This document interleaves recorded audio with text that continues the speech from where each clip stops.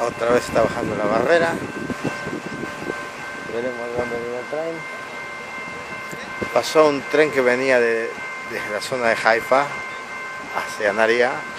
Se supone que por lógica tiene que venir un tren del otro lado. O sea, digamos, de Naria hacia Haifa.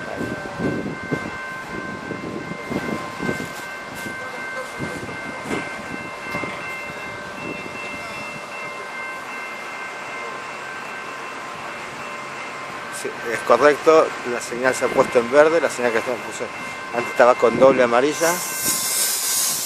Viene, acá viene. En el Alstom con los doble pisos Bombardier. Son 6 coches y el coche con el generador. Fíjese cómo le viene. Viene la muchachita, Potencia MD.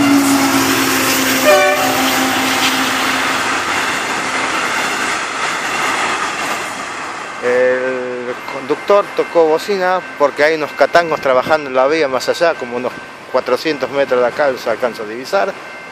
Entonces por eso tocó bocina, aparte del paso a nivel.